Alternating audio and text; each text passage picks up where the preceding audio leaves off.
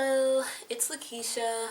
Um, Today I really wanted to talk about jelly printing. I am like a newcomer and I know I'm like several years late, but I am so obsessed with using a jelly print, a jelly plate to create colorful backgrounds and interesting patterns. And I really just wanted to get on camera and show you some of the things that I've made and play around a little bit with you guys. So excuse the mess. Right now I have a lot on my table simply because I wanted to have everything within arm's reach so that I could really go at it. But for now, let me come in a little tighter and I will show you some of the things that I made. So I am really just like, excuse my nails, it's Sunday and it's time to go ahead and clean them off, but I am really just loving the color and texture and just like all of the variation that I am able to achieve using the jelly plate. And if you're not familiar with the jelly plate, it's essentially a tool for creating monotypes, which are more or less just one-off prints of without having to have a press. And I can't even talk right now. I'm so in love with some of the things that I've been making. I like can't wait to use these in some sort of capacity. I mean, there's just so much of it. My boyfriend came over yesterday to have a little paint date, and I was so embarrassed. There were like jelly print sheets like everywhere and paint, and I was just like, I have to clean up to make room for you. But yeah, so a lot of these I made with like stencils and other things, and some of these I see like room for improvement on, definitely. I even love how like, I don't know if you can see that, but there's like, oops, paint like chunks because the layers of paint get so thick on the palette when I like really get into it. But yeah, I don't have to show you all of these. I just wanted to show you some. I did some on tissue paper, some on heavyweight cardstock, but for the most part I've just been using copy paper. These here I think are some of the better full prints because I started just cutting up, like using whatever scrap I could find to do my prints. And I really love the element of shine that the some metallic paint can add to these. Like, look at that. That just kind of blows my mind a little bit. So, I mean, just, it's, the camera's zoomed in and it's kind of hard to get it in the right spot underneath the camera. I really like this one I did with the, an alphabet stencil. And here's one, which would be the ghost print, but I rolled additional color on the background. Another one, of course, it's got some metallic.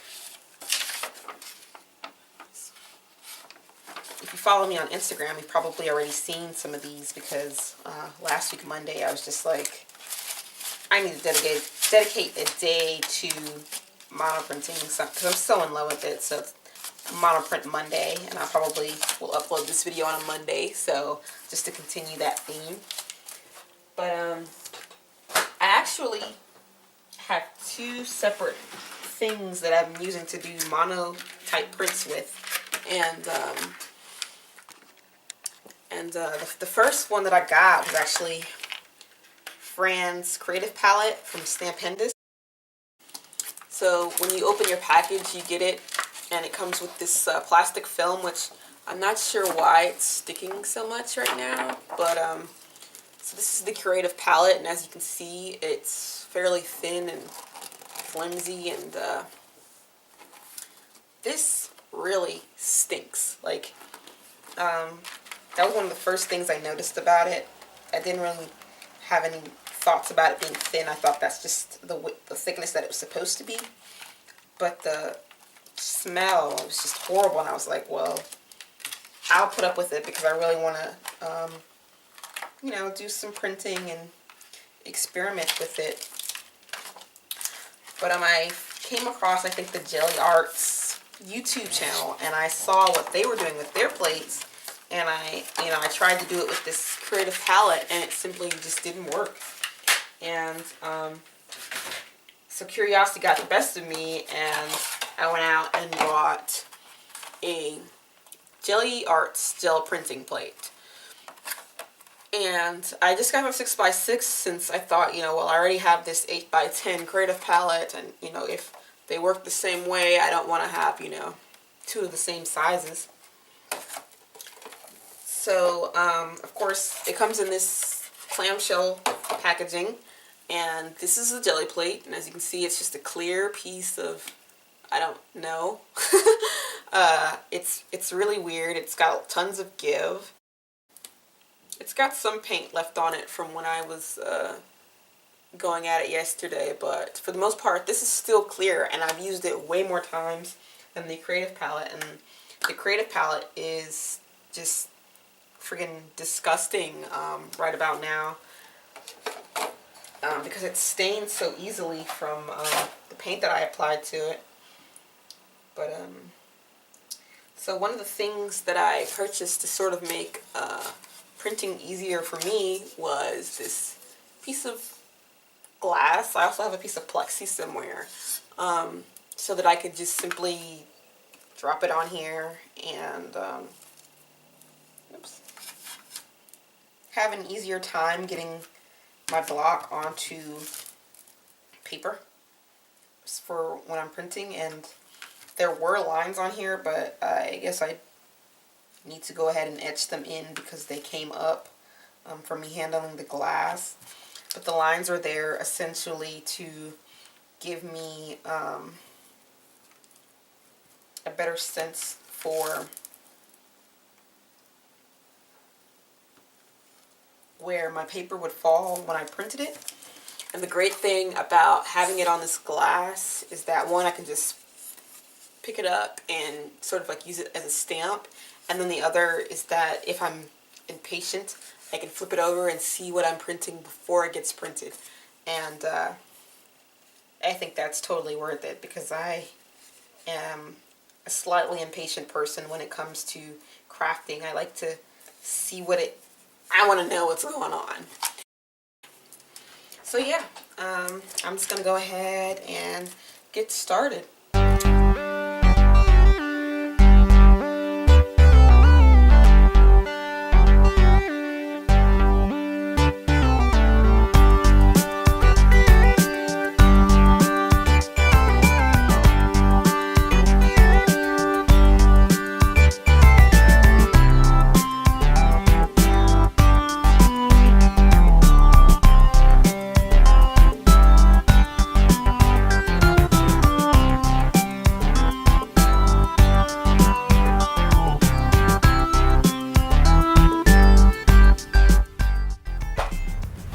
I don't recommend this, but I'm getting ready to use my heat tool to speed up the drying process because I want to go ahead and put another layer on this.